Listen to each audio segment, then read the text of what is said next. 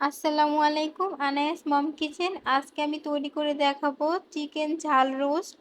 তো এইটা কিন্তু খেতে অসম্ভব বেশি মজার হয়ে থাকে, বিশেষ করে পোলাওয়ের সাথে কিন্তু অনেক বেশি মজার হয়ে থাকে। তো আজকে এই রেসিপিটাই শেয়ার করব, আশা করি অনেক বেশি ভালো লাগবে। আর ভালো লাগলে অবশ্যই আমার চ্যানেলটা সাবস্ক্রাইব করবেন এবং ভিডিওতে একটা লাইক করে দিবেন। তো কথা না বাড়িয়ে আমি ভিডিওটা শুরু করি। প্রথমে আমি এখানে 5 পিসের মতো মুরগির মাংস নিয়েছি। তো আপনারা আপনাদের পছন্দ মতো কেটে নিতে পারেন বা কম বেশিও করে নিতে পারেন। এখানে স্বাদ মতো লবণ এবং হাফ লেবুর রস দিয়ে আমি ভালোভাবে মেখে এটা আধা ঘন্টার মতো রেখে দিব। তো আধা ঘন্টা পরে এই যে আমি ধুয়ে ভালোভাবে পরিষ্কার করে নিয়েছি। এরপরে আবারও সামান্য কিছুটা লবণ দিয়ে দিলাম। আর এই পর্যায়ে লবণটা একটু বুঝে দিতে হবে, কারণ আগে আমরা লবণ দিয়ে ম্যারিনেট করেছিলাম। আর সামান্য একটু জর্দার রং দিয়ে দিলাম, এটা অপশনাল, কেউ না চাইলে নাও দিতে পারেন, এতে করে কালারটা একটু সুন্দর হয় সেই জন্য দিলাম। তো এটা দিয়ে ভালোভাবে মেখে আমি এটা ফ্রাই করে নিব। আর অবশ্যই কিন্তু এটা হাই হিটে ফ্রাই করতে হবে। এখানে আমি তেল যে পেঁয়াজের ব্রেস্তা বানিয়েছিলাম সেই তেলের ভিতরে ভেজে নিচ্ছি। তো দিয়ে আমি হাই হিটে কিন্তু এটা ভেজে নিব। এটা কিন্তু লো আছে ভাজা যাবে না, তাহলে মাংস থেকে পানি ছেড়ে দিবে আর মাংসটা তখন খেতে ভালো লাগবে না। তো হাই হিটে আমি ভেজে নিব। এই পর্যায়ে ভাজা হয়ে গেছে, খুব বেশি ভাজা যাবে না, তাহলে মাংসটা ড্রাই হয়ে যাবে। আমি যেহেতু টক দই ঘরে বানানো টক দই ব্যবহার করব, সেজন্য এখানে আমি 2 চা চামচ গুঁড়া দুধের সাথে সামান্য একটু পানি মিক্স করে নিয়েছি আর কিছুটা লেবুর রস এভাবে করে দিয়ে দিচ্ছি। তো এভাবে করে আস্তে হাতে নাড়িয়ে নিলেই কিন্তু টক দইটা রেডি হয়ে যাবে।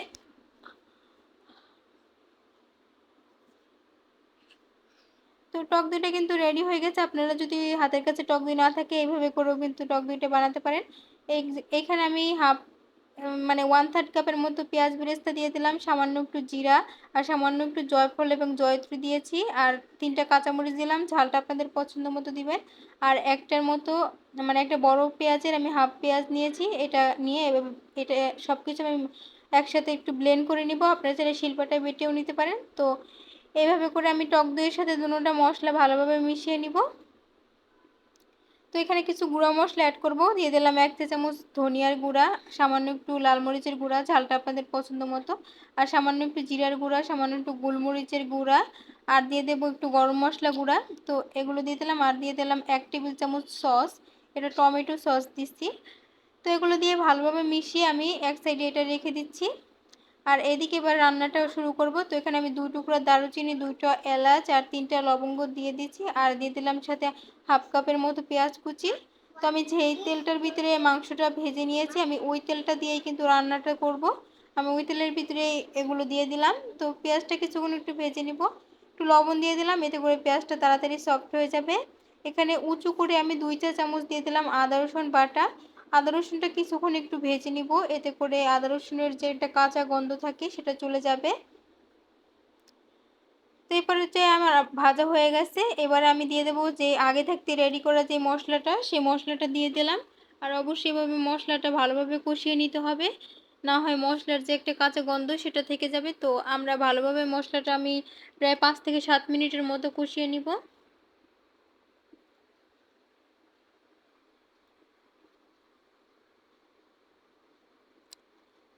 তো নাড়াচাড়া করতে করতে দেখা যাবে যে মশলার যে পানিটা ছিল সেটাও কিন্তু একদম শুকিয়ে গেছে। তো এই পর্যায়ে আমি যে মশলার বাটিটা ছিল সেটা ধুয়ে আরও সামান্য কিছুটা পানি দিয়ে দিলাম। তো এই পানিটাও আমি শুকিয়ে নিব।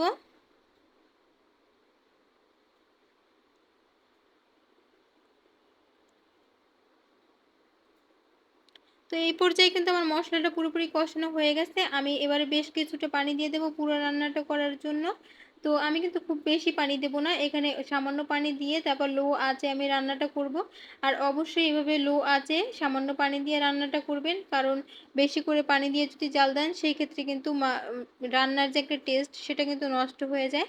তো আমি মাংসগুলো দিয়ে দিলাম, আর যেহেতু মাংসটা আমরা হাই হিটে ভাজছি তো এটার ভিতরে কিন্তু অনেক পানি আছে, তো চিকেন থেকেও কিন্তু অনেকটা পানি উঠবে। তারপরে আমি এটা নেড়েচেড়ে ভালোভাবে মিশিয়ে ঢাকনা দিয়ে দেব লো আঁচে 5 মিনিটের জন্য। আর 1 চা চামচ চিনি দিয়ে দিলাম, এটা কিন্তু মিষ্টির জন্য না, এটা স্বাদ ব্যালেন্সের জন্য দিয়ে দিলাম। তারপর আমি ঢাকনা দিয়ে 5 মিনিট অপেক্ষা করছি। আর 5 মিনিট পর আবার ঢাকনা খুলে নিলাম। তো মাঝে মধ্যে কিন্তু অবশ্যই নেড়েচেড়ে দিবেন 2-1 মিনিট পর পরই, আর নয় কিন্তু এটার কিন্তু ঝোলটা যেহেতু অনেকটা ঘন তাই কিন্তু নিচে লেগে যাওয়ার সম্ভাবনা থাকে। তো এর মধ্যেও কিন্তু আমি ২-১ বার নেড়ে দিয়েছিলাম। তারপরে আমি ঢাকনা দিয়ে এগুলো চিকেনগুলো একটু উল্টে দেব। উল্টে আমি আবারও ঢাকনা দিয়ে দিব।